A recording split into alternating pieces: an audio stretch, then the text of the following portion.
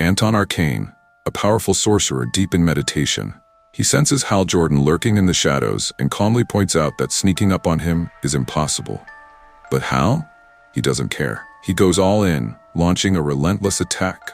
Arcane throws everything he has at Green Lantern, using every ounce of magic to hold him back. But Hal's willpower? Stronger than ever. He smashes through every defense and in a brutal display, rips out Arcane's spine. Hal isn't just taking out Arcane, he's hunting down magic users. Why? Because magic is one of the few things that can stand against the vampires. But what he doesn't realize is that he's not alone. Hiding in the darkness, his master has been watching. We don't see who this figure is, but the second Hal hears his voice, he drops to his knees, completely submissive. And then, we get a chilling revelation. The Vampire Lord isn't here to enforce power plays. He's here because there's a problem. That problem? Andrew Bennett. The very man who left a warning letter for Batman, exposing the coming vampire invasion. And right now, no one knows where he is. If he leaks the truth, the vampire's entire plan could fall apart. The Vampire Lord gives Hal a new order. Make sure the Justice League stays distracted. If Bennett has told anyone, whispers could turn into war cries. The League needs to be divided, filled with doubt, because the last thing the vampires can afford is someone figuring out who they really are. And that takes us straight to Wayne Manor. But instead of gathering in the Batcave, Batman calls the Bat family to the sunroom. Why? Because after receiving Bennett's letter, he's suspicious of everyone. If a vampire invasion is on the horizon, he needs to know who he can trust. And in broad daylight, no vampire can hide. As the sun pours in, Batman lays it all out. The letter, the coup within the vampire ranks, and the fragile truce that's existed for over a century. The situation is getting worse, and it won't hold much longer. If there's a new Lord of Vampires, their first move would be to eliminate any covert threats, or wipe out metahumans entirely. Right now, there's no hard proof, but something feels off. Villain activity is dropping everywhere, and that could mean the vampires are taking out the lower-tier criminals first, reducing crime as a cover. If they want to infiltrate the Justice League, they have to start from the bottom and work their way up, making sure no one sees it coming.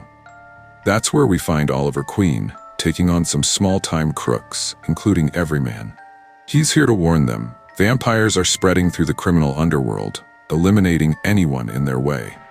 But there's a bigger problem. One of them is already turned. Everyman. The moment Oliver calls him out, Everyman bares his fangs and lunges. But Oliver is faster. He draws his arrow, fires, and takes him down. Then he turns to the rest and lays it out. No one is safe. They need to prepare for the war that's coming. Meanwhile, back at Wayne Manor, Batman and the others are figuring out their next move. They know the vampires will target metahumans first, most likely villains. Criminals tend to go underground for a while after a job, so if they disappear, no one notices. But the bigger threat? Telepaths and magic users. Anyone who could expose their plans. That means people like the Ray and Dr. Light are in danger. And they won't stop there. The younger heroes are next. If the vampires can infiltrate groups like the Titans, the Outsiders, or the Birds of Prey, they can gain a foothold. Batman knows getting to a Justice League member this early would be tough. But if they turn the younger heroes first, they can work their way up. What he doesn't realize yet is that they're already ahead of him. Hal Jordan, one of the League's most powerful members, has already fallen. Red Hood asks the big question. If anyone could be a vampire, who do we trust? Batman's answer? No one. He's already tested them, holy water in their tea, cocoa, anything they drank. After confirming they're safe, he takes them down to the Batcave for one last test. He hands each of them a crucifix. If it burns, they're turned. When no one reacts, he reveals his arsenal, a full wall of weapons, everything needed to hunt and kill vampires. Normally, Batman doesn't kill, but this time, there's no choice. These vampires, they're already dead. There's no going back. At least, that's what he wants them to believe. Because Batman knows something the others don't. There might be a cure. A vial of Lex Luthor's blood could be the key to reversing vampirism. Alfred confronts him. Why didn't you tell them? Batman's answer is simple. He trusts no one outside this room. Not yet. He's even been testing Alfred, swapping the manor's water with holy water. If Alfred had been turned, the moment he showered, he would have burned alive. And while all of this is happening, somewhere else, a meeting is taking place. Hal Jordan has called Barry Allen, the Flash, to a secluded location. The conversation starts casual, but then Hal says something strange. Something good has happened to him. The best thing that's ever happened. And now, he wants Barry to be part of it. In the middle of their conversation, Hal Jordan suddenly unleashes the power of his Green Lantern ring, trapping Barry Allen right on the spot. He tells Barry that he tried to argue for him, but his new master simply couldn't allow a speedster to join the vampire ranks. The reason? Barry's metabolism.